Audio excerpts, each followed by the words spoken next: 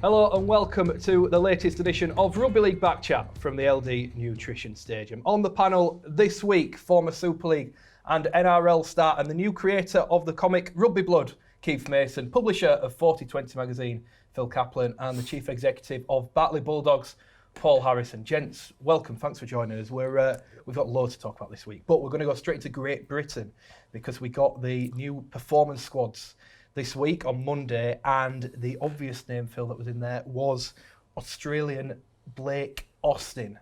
What are your thoughts on this, which has got social media going like a storm? Well, initially this is the England performance squad, so Great Britain will come off the back of this, and at the moment I think England are looking at who's going to play maybe in the nines later in the year when we have the first World Cup nines. I'm not sure what all the furore is about. If somebody's eligible, and the two things that were mentioned when the squad was announced, if they're committed and their quality, particularly in a position where we don't have a lot of quality, I'm not sure that there's even an issue. And there's historical precedent. For example, the Australians themselves picked up Bobby Fulton, one of their all-time immortals who was born in Warrington. Rangi Chase has already played for England. I think there's a bigger issue here, and it's not about Blake Austin. I think it's about the fact that he's moving from a potential Tier 1 nation in Australia to another Tier 1 nation in England. I don't think there's a problem with that. I think where I do have a problem is in England Knights squad that was named at the same time. We've got two players who played for Ireland in the last World Cup. Jamaica as well, Ashton Golden's involved. So, you know, the likes of Toby King, who could make a real impact for the Irish team if the British Lions are going to have genuine meaning when they tour down under. And obviously Joe Philbin are current Irish internationals. They're in an England performance squad. Now they're a Tier 2 nation. I think that what we've seen in the Southern Hemisphere is the exact reverse of that. We've seen the Taumalolos and the Marty Tapau's move to Tonga and then to Samoa, and they're going to be Pacific powerhouses. We need to protect the Tier 2 nations, but I don't have an issue at all with Blake Austin. If he's eligible, which he clearly is through his grandmother, those are the rules. If he's committed, which he's now saying, I won't play. I don't want to play for Australia. I'm absolutely certain that England is my home. And if he plays in a position that perhaps could have been the difference between England winning and losing a World Cup in 2017, then I'm all for it. And obviously the comparative example is what's just happened in the Cricket World Cup. Yeah, well, that's you can look at this from two different ways, I guess, Paul. Everyone's just been cheering England cricket team going on, but the amount of overseas players, there's South Africans, there's Irish players, there is that. At the same time, this is an Australian player for England. It's happened before. What side of the fence are you on? Well, it's just, if he's eligible, you know, you can't see a problem. For me personally, I think he should play for Australia, but if it's in the rules, then, you know, so be it. Keith, I'm going to put you in a position here. So let's go back to your playing career. Let's say you're on the cusp of getting in the Great Britain squad and someone from New Zealand gets picked. What would be going through your mind? Would it bother you? Or would you think, you know what, fair enough? Well, I'd lie if it didn't bother me, because obviously, you know, Blake Austin is having a fantastic year. I think he's a good addition to England if they want to have a chance of winning. But like I said, if he's eligible, then, you know, you've seen it with Rangi Chase, you've seen it with Australian players, Jason Taumalolo, all them players switching back over to Tonga, coming from New Zealand. So, you know, you've got to move with the times. And if his grandparents is English, right? Yeah. I don't see a problem with it. I mean, but I do. The only problem I see is the young English players coming through, and like you said, if someone's on the cusp of making that squad, yeah, I would be disappointed. But you know, it's the players who are playing really well should be getting picked, and you know, Blake Austin. And he clearly is. But why should England be the only nation that plays with one nation tied behind its back? You know, the Aussies at the moment are playing Tyson Frizzell, who's played for Wales. Their star standout player in the Origin series was James Tedesco, who played the last World Cup for Italy. Paul Vaughan played for Italy as well. You know, we seem to be the only nation that want to play with solely English players, and yet we're still behind those other nations. They should be looking to get that edge, like the Australians do. You look at Petro Sivanasiva, absolutely, Fijian. You know, there was Semi Radradra, wasn't there? Yeah, there's been many players that Australian have used regarding Fijians and Tongans and Kiwis. So, you know, there's only been Rangi Chase, right? Rangi Chase and Blake Fasavalu. And Fasavalu. So if they've got a different ethnicity or they're from a different country, means they can't play, but I think that's wrong. If they're eligible and if it's in the rules, then they should be able to play on form. I think going back to the Cricket World Cup, there's another issue as well, and that is what is legacy. Now, we talk about legacy programmes. It's great that there'll be literacy alongside the World Cup. The biggest impact it will have is if England win. And I think that's what we've seen with cricket, that since they won at the weekend, all the talk has been it's engaging young people. They're going to want to pick up a bat. Well, if Blake Austin is good enough to earn a place in the England team and that England team wins a World Cup on home soil in 2021, that potentially has a massive impact, which I don't see what the objection to that is. Paul, the general consensus here then has been that if it's in the rules and it's eligible, it's allowed. Do we need to look at the rules? Or are we happy with where they are, or do they need to be tweaked? Can I just say something here? Yeah. Right. So, I played for Wales, and I'm not born in Wales. So, one of my grandparents is Welsh. I got the call from Neil Kelly and asked if I would play. I was at Wakefield then, just before I went to Melbourne Storm. And I said that if I were going to play for Wales, would it jeopardise my future for England? So Graham McCallum gave me a note just before we played England at Wrexham back in 2001, which we had a really good game. We had me, Cunningham and Lee Breers playing. And he gave me a letter just to confirm that it would not jeopardise my England future. And the following year, I played for England in South Africa.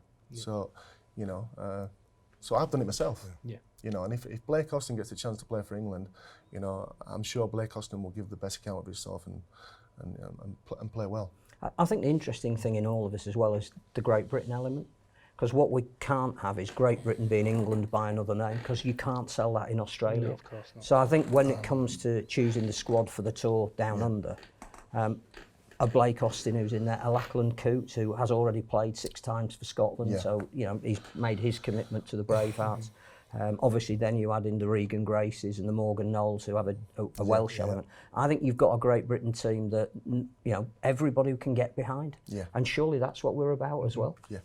Paul, I'll go back to that question. What do you think? Do they need tweaking, or should we, you know, just be happy with where they're at? I think that it's happy. They've been like that, you know, for a while now. So I think it'd be a major thing if they start changing it now. I think you've just got to roll with it, really.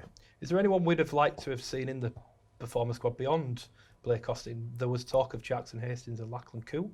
I think... You wouldn't mind him in your team, would you? I don't think anyone would mind either of them in your team. I think the thing about Coote is it's an England performance squad at the moment, and if we were announcing a Scotland performance squad at the same time, he'd be in that. So he's not ruled out of Great Britain. I think the Jackson Hastings thing is really, really interesting, because I get the impression that players were asked to forsake their modern country to make a commitment to England, and that's what Blake Austin's done, and that's why he's in. I think Jackson Hastings still thinks he will be going back to the NRL at some stage. He'll try and get into Origin at some stage. He may then make himself eligible for Australia. He hasn't renounced his home country, and I think that's why this Blake Austin thing is different. That's the commitment that Kevin Sinfield talks about. I think there's another issue, and we want the best World Cup we can get in 2021. We want as many competitive nations as we can get. And in 2000, we had a really competitive Ireland. Got to the quarterfinals, played England at Headingley. There were, I think, 15,000 people there. And you look at that Ireland team, you know, the likes of Barry McDermott and Steve Prescott and Mick Cassidy. And that is a team that we should have been able to take on to future World Cups. It's almost like we rebuild tier 2 nations every time a World Cup comes along. And we've got to stop doing that. It goes back to and obviously the guys who would have a better idea than me, because they've played the game. Should we make international rugby league the pinnacle of everything that we do? Will everything at club level come off the back of a successful and high-profile international game? And if it will, we've got to spread the resource about, because we haven't got enough players playing the game. What do you think, Paul? I think everybody wants to see, you know, the Great Britain. I remember, you know, being a junior and watching it. It's fantastic, you know, and that's what you want, all the nation getting behind it. Right, I think it'd be great. Yeah, I mean, Keith, you've played international level. What was your priority as such? Did you see international rugby as the pinnacle, or was playing for Melbourne in the NRL and playing Super League for Saints and Huddersfield and whoever else seen as your top thing? Yeah, I think first and foremost, I think my focus was playing for my club, to play well week in, week out. And for some reason, in especially Rugby League, international rugby league as not being the pinnacle. I mean, obviously it's great to play for your country, but if you look at rugby union, you look at England. Now it's massive, isn't it? The international game is massive, and our international game is not as big as our club game because we've only got about 5 clubs now that are really 5 countries, that are very competitive. You look outside of that, and it's quite diluted. So I think that's the problem with international rugby, and I think here right now we're trying to throw everything into Super League, and we should do. But over the last couple of years, England have performed brilliant, been fantastic. I think there's another thing as well, that one of the avowed aims of Super League, and particularly Robert Elson, was to create stars. And with the greatest respect, our club game isn't big enough in terms of profile to make those stars, but do it on the international stage, win a World Cup. I mean, you mentioned England Rugby Union. The interesting thing about the makeup of their team is it's not all English players. Yes, it's guys who come from New Zealand and the Pacific Islands.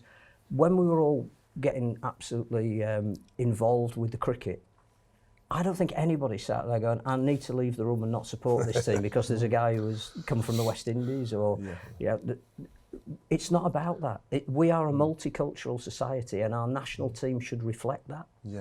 And if they do, I think it makes the winning so much better. I don't understand the furore about Blake Austin. I think if England won the World Cup, I think that would give it a big, massive mix-up regarding international rugby league in England. Because Great Britain have always just about nearly got there and just lost Australia.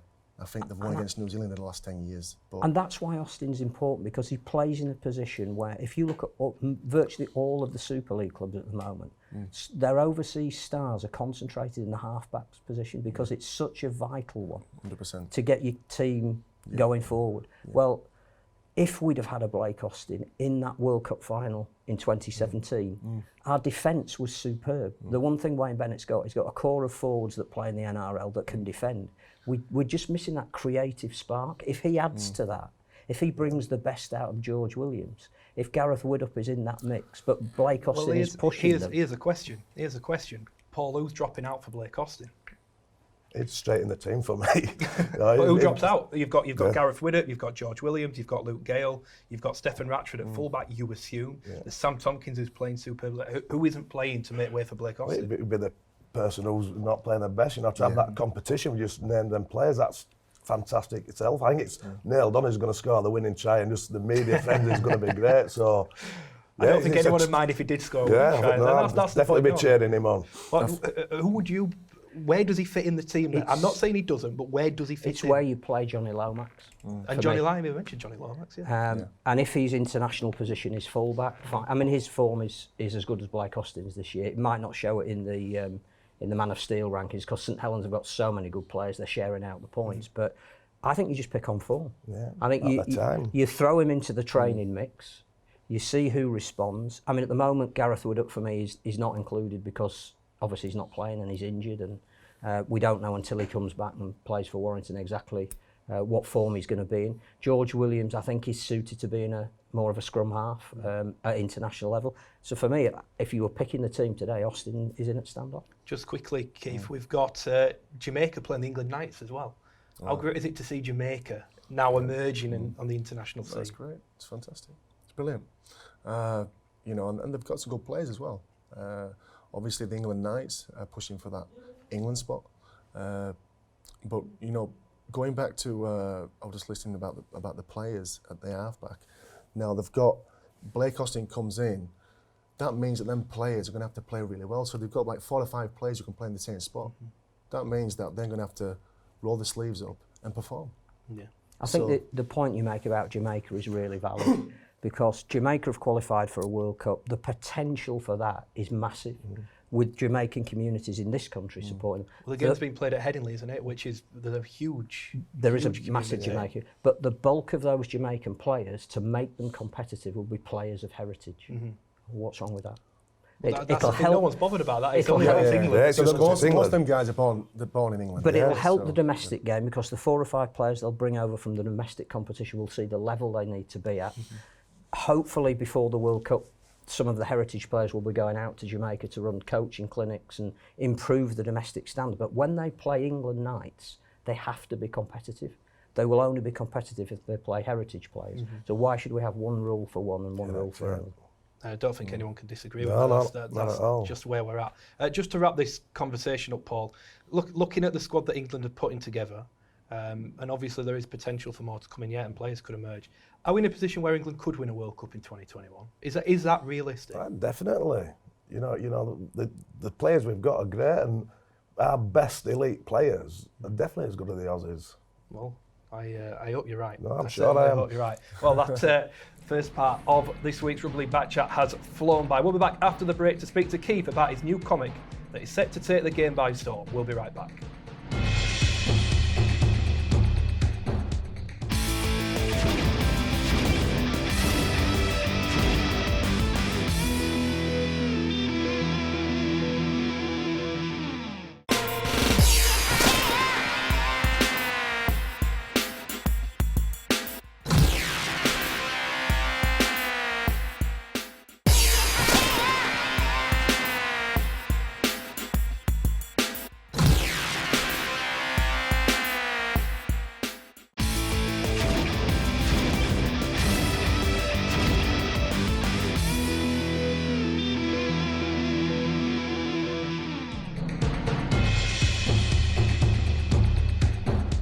Welcome back to part 2 of Rugby League Back Chat. Keith, I'm coming over to you because we have Rugby Blood here, which launched last week. This is your creation.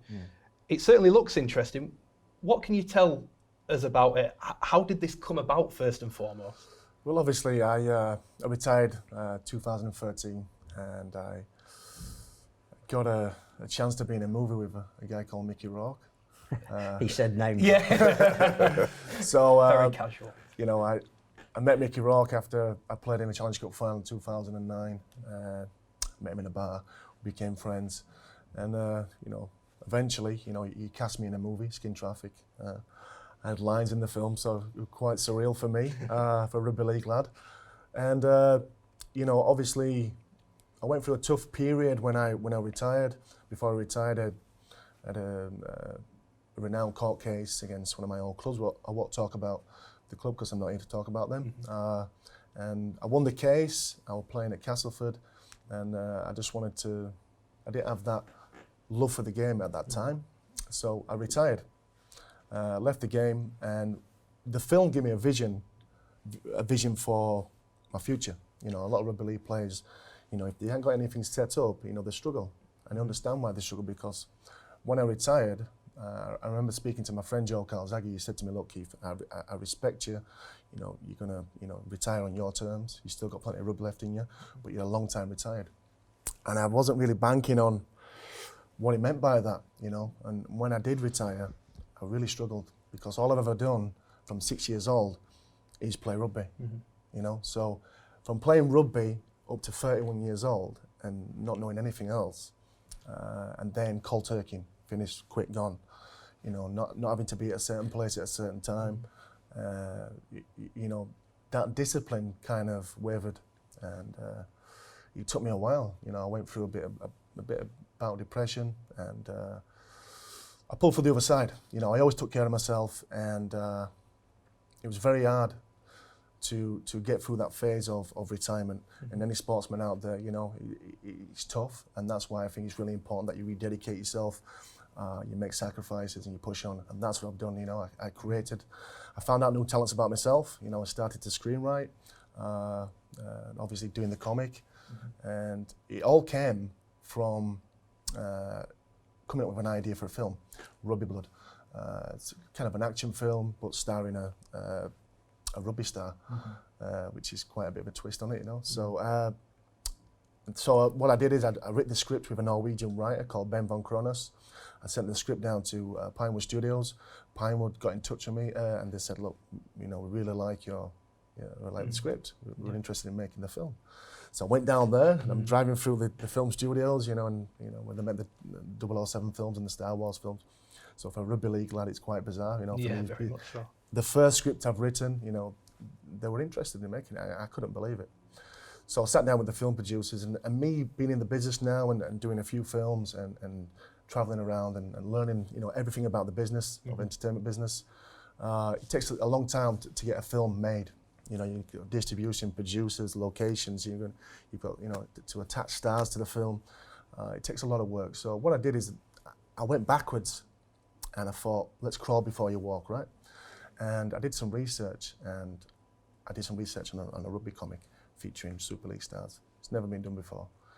And I thought, this would be a great idea to do. So I reached out to a guy called Paul Roper. He's actually a Featherstone lad. And I could see that he was a big, massive Castleford fan. He was a fan of Castleford when I was there. And he was a great artist. And I just said, listen, I've got a story for you. If you can put the pictures to the story, we could do a comic. And my vision was to go to Super League. To go to Super League and for them to endorse it and then have Super League stamped on the front of the comic and bring out the first ever Rugby League comic. So basically that's how it came about. And also I wanted to give back to Rugby League and involve players and give them opportunities to be in a future Netflix series, which I'm talking to Netflix now about doing an anime series. So the players were involved in the comic. It's the Super League stars. You've got, you know, Jake Connor, Daryl Clark, McGilvery, got NRL star Tyson Frizzell. You've got Hall of Fame players, Ruben Wiki, Kieran Cunningham. You've got Barry McDermott in there, Johnny Lomax. Where do you get involved? I'm the leading man. he's the next James Bond. Yeah. So I said to the comic the artist, you know, who shall we do as the lead? And he says, I think you should be the lead, Kev. So I went, let's go for it, let's do it, let's crack up. So obviously the reason why I brought the players in, because it's relevant to, the comic is relevant to now with the times. You know, if you look at the Endgame, it's the biggest selling movie of all time. And it's come from a medium of comics. And my ultimate goal is to go and do a film, a Rugby Blood film. The next step from the comic is an anime series with Netflix. And I think when I contacted Rob Elston, thanks to you, Matthew. You're welcome. Yes. I contacted Rob. They was interested. Contacted Super League, Rob Pertius, all the Super League team, Rodri Jones. And, you know, they was interested. Then I had to follow up on the negotiations with Rob, and I had to sell my idea to Rob, my vision to Rob, and Rob bought into my vision. And then ultimately we did the deal with getting Super League involved. And obviously Super League see it as a marketable tool, because if we're selling the comic worldwide, you know, you could get people in China opening up the comic and seeing Super League stars where you'd never see a Rugby League player in China. And it's or Russia. Is it worldwide? So you launched it on Friday. Is it? Yes. Is it available worldwide? Worldwide, now? yes. Right. Yeah. And I'm sure that Phil's already been in contact with you about getting it in his bookshop. Yeah, no, I love to get it in your I think bookshop. there's two things about this that strike you immediately. One is, as we said in part one of the aims of Super League is to create stars. Yeah. So if you've got Jake the Snake Connor as your villain, That's actually Jake's comic. people are going to buy into that, Yeah. and it elevates them above what they do on the rugby field. I think the other thing is you're appealing to an audience that is new and is young, and that was the other aim of Robert Elston when he took over, was he wanted to, he called it break the bubble. And you look round some grounds at the moment, you know, Paul would know particularly at Batley, and we do have an ageing population, as county cricket does. Now, if you can get young kids involved in something like this, then again, it's one of the primary aims of the sport at the moment. I think what I did is I did my own work, and I thought, you know what, if I can get real superstars of the game in the comic as characters, that would be even better. And so when I went to Super League, I already had these players. I had 4 or 5 players. I had Conrad Hurrell in there. And then, like, you know, Rob Purchase, and they were quite surprised. But some of these guys are my ex-teammates. So some of the guys, you know, I've played against, I've played with, they respect me. And honestly, the guys who spoke about it, they actually love the idea. You know, I hope the Rugby League background, the Rugby League community get behind it. It's something brand new. It has a comic twist to the comic. But, you know, Rugby Blood it's about a guy who perseveres and never gives up. And overcomes obstacles, you know, and a lot of young kids could relate to that, because being a sportsman's tough, you know, there's a lot of sacrifices, discipline, dedication. And David King, he doesn't have any superpowers. He's just a guy that never gives up, you know, and obviously we got the Shot Clock, the second comic, to come out already, but it's it's a lot of hard work. It's been a lot of hard work to get the comic up and running, but you know, it's it's quite an achievement. Paul, we've got to find a way to get Mount Pleasant in this somewhere. That'd be great. Yeah, that'd be great. How long did it take you to do? You know, from start to finish on the comic? Yeah, so what I did, I wrote a film script with a Norwegian writer. Probably took me about 9 weeks to do that. Oh, yeah. So you know, I threw myself into different things. You know, obviously doing the acting is one thing. You know, I support many charities. I'm just about to launch my own CBD company, and I've got a clothing line which is a charitable fund with an American company who've made me the first of their brand, which is Kilo Gear Cut, and it's called Project Mason, but it's for mental health. Right. So some of the cuts I get from that go to mental health, and you know, at the end of the day, I went through a very tough time, and I've pushed myself through the other side. You know, and if I can inspire athletes or anybody when they finish rugby league or sport or any sport, that your life is not just sport. You can kick on, but you have to rededicate yourself and push on. And you know, I'm a testimony to that. Is it fair to say that you're not missing life on the field then? Listen, rugby league gave me everything. You know, it did save my life. You know, I had a pretty wild childhood, and rugby league gave me that discipline. I was very lucky to play with some of the best teams in the world. It's one of the best players in the world. You know, going at Melbourne at 19 was unbelievable. It really was. You know, I had a standout year at Wakefield, and then next minute I'm playing with Scott Hill and Stephen Kearney and all these great players. But you know, Melbourne was amazing. St Helens was fantastic. I had a great time at Huddersfield. Everywhere I played, it was brilliant. But coming back to Rugby Blood is, you know, marketing the players in a different light as comic heroes. You know, like I said, Rob Ellison sees it as something jumping out the box. You know? I think, but you're also telling the story of the sport, because if one thing Rugby League has done since 1895, it's overcoming adversity and obstacles and barriers, and it's great that the focus is on the players. But the underlying theme of it is, if you like this theme, that's the sport. Yes, Rugby Blood. Rugby is in my blood, and it's in many Rugby League players' bloods, because we're born into it. And the reason why it's just down the M62 corridor, because it's a working class area. Tough people are from the north, right? And you know, you have to be born into Rugby League because it's such a tough sport. You know, and I've come out the other side looking. I was a front row forward, and I played the game hard. You know, I went 100 miles an hour. So, you know, I think Rugby Blood is obviously, it's born now, it's out there, and if I can go to Netflix and do a Netflix, you know, anime series, that would be fantastic, brilliant for Super League. Tell you what, Keith, I hope they all worked well, because it seems very, very exciting to me what it could do for Rugby League. So good luck with that. You mentioned the word tough. I want to bring up Mickey Hyam, just to move this on. I think you'll have played against him. I'm sure he's played against everyone, hasn't he? He's been we played together for a couple of seasons at St Helens. 550 career appearances. Fantastic. Paul, how on earth has he done that? I played 333 and body was caved in, and you know, we played him at the weekend, Lee, and he's just a special player.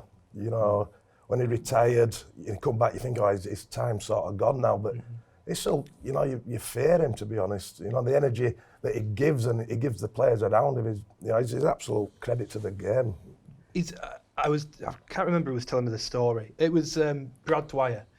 He thought he was going to play at Warrington when he was coming through, because Mickey Hyam broke his hand, but he played through it. He played with a broken hand. And then during another game, he still had this broken hand. He broke his other hand. Thought, brilliant, I'm in. And he kept on playing. I just feel that the guy never ceases to amaze me. He's the status quo of Rugby League. He's retired that many times. Yeah. But the issue we've got, and I think it was highlighted last week, you know, Cameron Smith, I'll come back to Keith in a minute about his time at Melbourne, but 400 games, first time it's ever been done in the NRL. They don't play as many fixtures, so I get that. I also get that the profile of the NRL is more equivalent to Premier League football, so when somebody achieves a milestone like that, they quite rightly get feted. You know, chief executive of the competition's on the pitch giving him a crystal ball and all.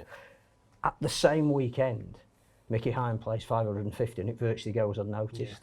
Danny Maguire plays 400 Super League games, absolutely puts in a virtuoso performance to potentially be the match that saves his team from relegation. leaves again at a stadium where he's had all his great success. And it's a wonderful story, and it barely gets told. And that's why I think the comic's so important, because if you can put players like that on a pedestal, you know, who's to say that in volume 3 of that, Mickey Hine won't come in on a walking stick aged 105 and still be playing.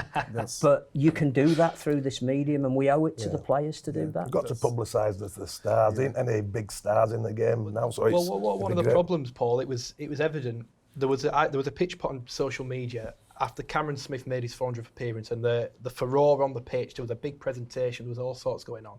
And then there was a picture of Danny Maguire after the game at Headingley. He's just played at the place.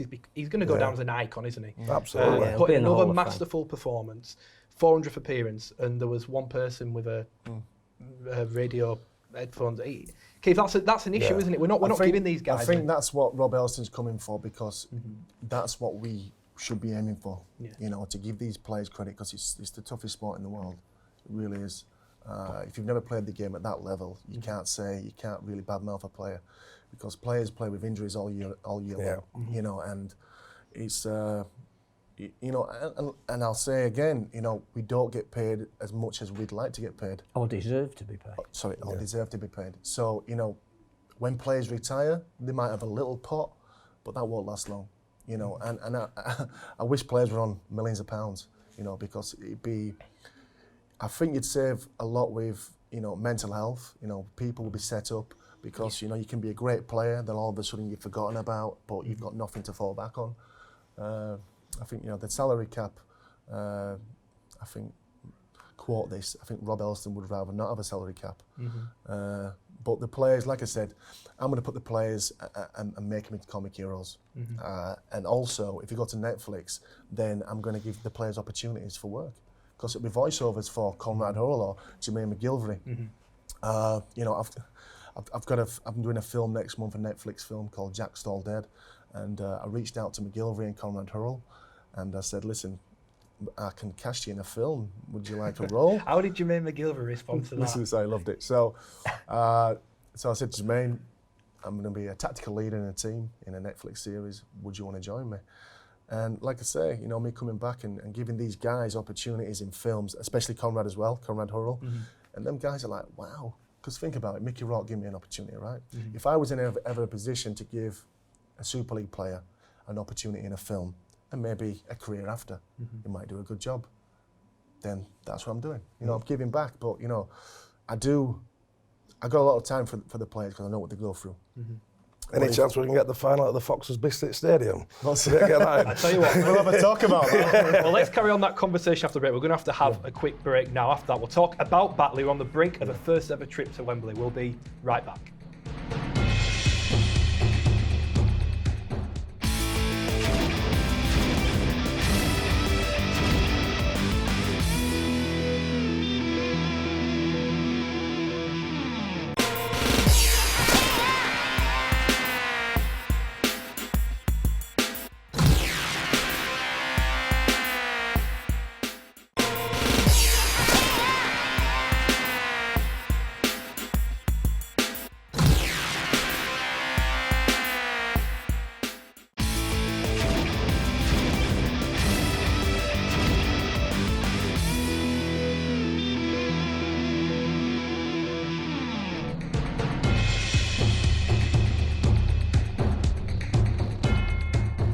Welcome back to the final part of Rugby League Back Chat. Before the break, we were just wrapping up this conversation. I want to know how Jermaine McGilvery, Keith, reacted when you said he could become a movie star, because knowing Jermaine a little bit, I can imagine that the dollar signs were running through his eyes. No, he was quite happy about it. So you want to be in a movie, mate? It's like, you what?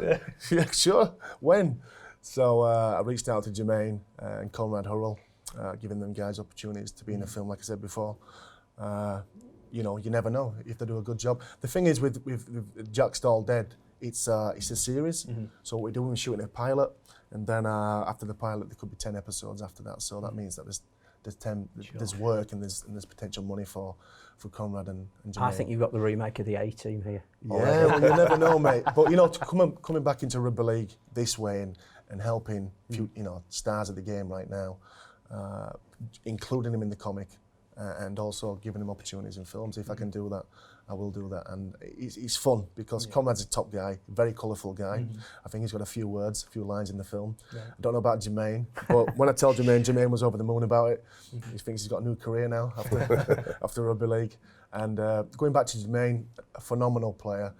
When I first met Jermaine, we used to play unopposed at Huddersfield, and he was a young kid who was playing at your club. Playing at Batley, yeah. Yeah, playing at Batley. We made him. Top try scorer, got to a final, did he? He did, yeah. Final, so, and congratulations going to Wembley. Nearly. Oh, nearly. Sorry, I don't want to jinx him. We'll talk about that in a minute. But, you know, Jermaine, I remember he used to run back, and we used to get some real hammer. But I remember how strong he was, you know. And he used to come up to me and go, Keith, how come you're so fit? You do carries and you run back, you do all tackles and stuff, because you used to train hard. Just train hard. And I read an article that Jermaine had just written, and he said players he looked up to. And he mentioned me, and Greg Brown said, "Oh, I like a triathlete. I could be a professional triathlete if I wanted to be." But yeah, just like I said, going back to giving these boys opportunities and making them comic heroes is the least thing I can do. And with the comic, it's just the start of things, but he's putting Rugby League. He's showing a different take of Rugby League, and it's something completely different for fans and for kids. And I just thought they enjoy it. You just need Jamie Jones Buchanan's beard in there somewhere. I think we get Jamie in there. I saw him last week at Leeds, but he The said new BA. He said it would. He thought it was great what I was doing, and when you don't know until you see your peers and they, you know, they big it up and they say, look, it's great what you're doing. So it just gives you a little bit of confidence to just keep doing what I'm doing. Paul, I think you said that Batley made Jermaine McGilvray. I'm sure there'll be people who argue with that, but I'll give you some credit. But you are on the verge of making history. You're one game from Wembley for the first ever time in the 1895 Cup. Sheffield next week. Yeah, it's a tough game. We've played them twice and they've beat us twice, but you know, it's semi-final football and that bounce of the ball might go our way, and you know, the club's desperate to get there. You know, it'll be fantastic. Won the Northern Rail Cup in 2010 and you know, we lift off that for there. It was brilliant. So yeah, just fingers crossed the boys can, you know, put that performance in. Won the first ever Challenge Cup in 1897. Second as well, I think we did. Yeah, we did. So it'd be great to be in the first ever. Yeah. Just as a matter of interest, if you get to the final, how many fans do you think you'd be able to take? I would imagine we'd take all of Batley there, to be fair. Which would be fantastic. Yeah. That justifies the concept in itself. I think it's just great to give, you know, players, we're not disrespected, at a lower level, a chance to play at Wembley. I mean, it's got to be fantastic, you know, for them. What would it do for the club if you were to go to Wembley first and foremost, potentially win it? What would it do for a club like it's just, that? You know, it's just giving us another boost again. And, you know, for the all, both divisions, it's given a club like Batley, which probably should never be there, but anyone can be, you know, it's a cup competition, you know, that's pretty fair as well. Anyone can beat anyone in that competition. So, yeah, just desperate to get there. It'd be brilliant. I mean, it'd be a fantastic story, its own right, but obviously there's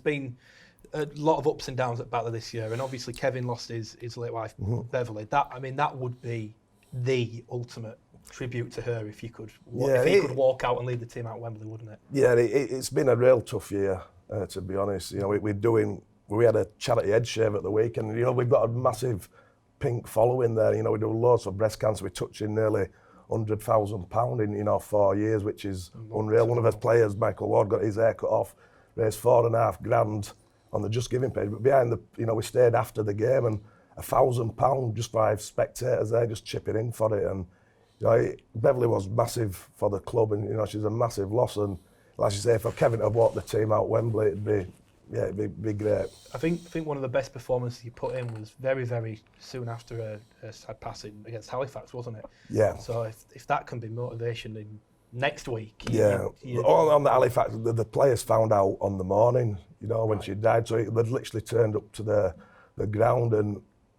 look, it was an eerie sort of feeling that day. And I think we'd have beat St Helens that day. You know, the players were that revved up, and they just gave absolutely everything to against a great team of Halifax who were, you know, flying at the time as well. So, yeah, I'm sure the players give the best every week, and fingers crossed, you know, we can get there. Sheffield's going to be real tough though, and they've got great cup history at Wembley as well, so it's a good final. And Kevin's always been very honest about the aims and aspirations of a club like Batley, and he's almost, well, I think he has actually said, Super League might not be for us. We are a community club. We can raise money in fashion that you've mentioned. Yeah. So to get to Wembley, to win a trophy, that Northern Rail moment where you must was have taken brilliant. about 6,000 fans Yeah, to it Blackpool. was But it's unreal. it's bringing back the trophy and standing on the town hall steps and Just the feel good around the re-engaging place with and- kids, yeah. like we were saying in part one about what a World Cup could do. You don't have to aspire to be winning at Old Trafford. This could be as important for a club Well, we like want to Batley. be the best. Our goal since I've been in charge 14 years is to be the best part-time club. And, you know, this year we're struggling a little bit, but a couple of 2-point, you know, reversals in the fixture, you know, we're thereabouts again. But, yeah, it's just, it's great, you know, and you need, because we're struggling in the league, you've got something else to play for, you know, which is great for Matt and the boys. What does the future hold for Batley? Take the A95 Cup outside. What does the future hold? What plans are in place? I know you're doing all sorts behind the scenes, and it's sometimes you've got to do it just to stay where you are. But what plans have you got to push on and move forward? It's tough at our level because of the distributions where you are in the league. So because we're struggling a bit this year, it's making it really difficult to sign the players, and then the clubs higher up in the league sort of pinch the better players off you. So we're in that cycle. We're in that sort of every 2 or 3 years. But, you know, we do as best we can. You know, that the players we get are all good championship players, and, you know, we just want to kick on, really. It'd be nice to get an A team up at the... I think for the game needs an A team, that's one thing we're looking at, but you speak to the local people in the amateur game, and that's really struggling. So I think it could be a 3-4 year plan till that happens, but I just think the game desperately needs it. Economically, how can you plan when you can't. don't know what money you're going to get from year to year? You don't necessarily know what the league structure is going to be from year to year, because again, 2021 is a seminal year with the renegotiation, the television deal. It may be that distributions change again, that League One gets marginalised to a certain extent. How can you plan when you're a club like Me that? and Kevin have a crystal ball at Nero's Cafe, and it's just a bit of fingers. You know, it's hard. We sort of work on the bottom, what we can just afford, and then if we get more, we can, you know, sort of buy it. It is very difficult to, you know, to budget for it. It really is hard. Not just us, every club in the league's the same. Keith Mason at Batley at Wembley. Yeah. How special would that be? Well, it'd be awesome. You know, I'm a Dewsbury lad, so you know, Batley's just. So you're cheering for Sheffield? No, not against Batley. That's great. It really is. It'd be great to see Batley get to Wembley final. They've been a really good championship team for a number of years now.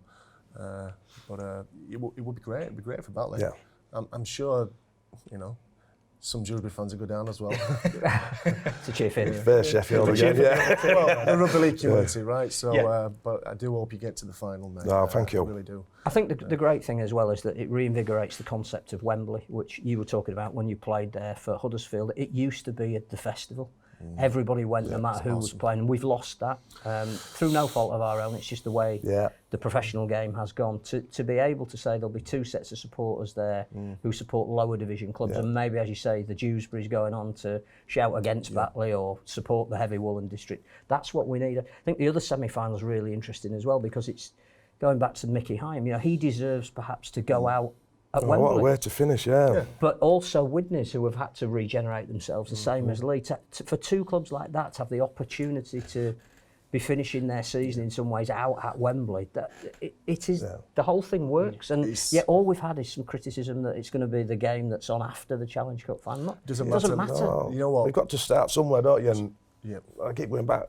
Players to play at Wembley. It's just Absolutely. I've never been fortunate enough to do it. It must be fantastic. Yeah, it is. I mean, that day in 2009, I'm guessing every single player on that pitch had dreamt of playing on Wembley. I don't know if any of them had ever played at Wembley, but for me, just to walk out on that field, you know, watching all the finals as a kid, Widnes, Wigan, Ellery Hanley, you know, Martin Afai scoring the foot, you know, that's all we grew up with. And, you know, Chris Joint said to me, he goes, you know, the Super League and this Challenge Cup, and this Challenge Cup is the one to win because it's so prestigious. It's been around 100 years. The competition is a knockout competition, so, you know, and obviously not to take away from Super League, I didn't win a Super League, you know, I were lost in a few semi-finals, but to win a Challenge Cup is just phenomenal. It really is. And just to get to a final, you know, we lost in that final, but I can take off and say that I played at Wembley and I had, my boyhood dream was realised. And met Mickey Rourke afterwards. It all worked out well. Well, while you're here, and I know that we're really sort did, of tight for time, I'm absolutely fascinated by your time at Melbourne, if we've got a couple of minutes to talk about that, because you were there almost at the beginning. You were seeing the arrival of these legends. Did you think that they would create a dynasty? Because they've gone on to be the greatest club and the best expansion club we've ever seen in Rugby League. I think the thing with Melbourne, when they brought Craig Bellamy in, phenomenal coach, straight down the line. He just wanted the players to work super hard on everything. Defence, attack, fitness was a big one. When I signed, I was 19 years old. I think it was the youngest Englishman to ever go over there. They paid a fee to Wakefield. And it was just a dream come true for me. And actually, I live with Cameron Smith. So there were me, Cameron, his wife were there. And I remember the first day I got there, I went up to my bedroom. Cameron was staying in the same house. And I cried because I was 12,000 miles away from home. It just hit me. I thought, I can't just get up and just go to my mum's, you know. Going there, I went there a boy and came back a man to St Helens. It learnt me so much, and that's why I say any guy, any Super League player gets a chance to go to the NRL, go, because it's just the experience of travelling there, a whole different culture, beautiful weather, beaches, and there's probably the best move I ever made to go to Melbourne. And like I said, Mark Murray were there the first year. I scored in my debut game against West Tigers, which was great. Then the week after, I did my knee. So I was out for 8 weeks. I was absolutely gutted. I came back and then I played against New Zealand Warriors. I was 19 years old, playing prop forward in an NRL. And you were playing with some of the players that were going to be the greats of the game. Yeah, absolutely. It was a fantastic time. Myself, Cooper Cronk, Billy Slater, Cameron Smith, Ryan Hoffman. We all made his debuts around the same time. But Craig Bellamy was the guy who came in and shook the team up, and he's still there now. So, yeah, Melbourne Storm was fantastic, and I'd like to thank everybody there for making my time worthwhile, and I really enjoyed it. Moving on, just quickly, Championship meeting last week. Channel 4 have had talks. Paul, you're the man to fill us in. What? Well, I would have. I missed the meeting. I was in Thailand, so I can't give you the dirt. Yeah. But good news, surely. It's got to be great. You know, getting the game on any platform would be great, but Channel 4 would be fantastic. We've got it with the R-League, and we've just got to promote the game as much as we can. How big a game changer would this be if it comes Depends what it is. I think we've got a product that, again, we sidelined, which is the story of Rugby League, that we come up with brilliant ideas and we don't see them through. But Rugby League Raw was an award-winning programme, which would be magnificent for Channel 4. For me, that's exactly the kind of thing. I'm not sure... It would have to be a bit more politically correct. No, not if you put it on late at night. And I think that's what Channel 4 is renowned for. But I'm not sure that there is the finance to film a game every week. I think having a discussion with Channel 4 on what they would put on are two different things. On average, it takes about £20,000 to properly film a game in the standard and to the style that it needs to, and it deserves to. And I'm not sure, even as a commercial station, they'd get a return on that, a return of investment. So I think that, yes, there are things we need to be doing with Channel 4. Them moving their headquarters to Leeds, I think, probably is significant. But I think it's that kind of documentary. It's a bit like the comic. It's going back to building up stars in the environment that they're comfortable in, show some highlights, mic up some people, but not necessarily get carried away with it's going to be a championship game filmed every week in its entirety.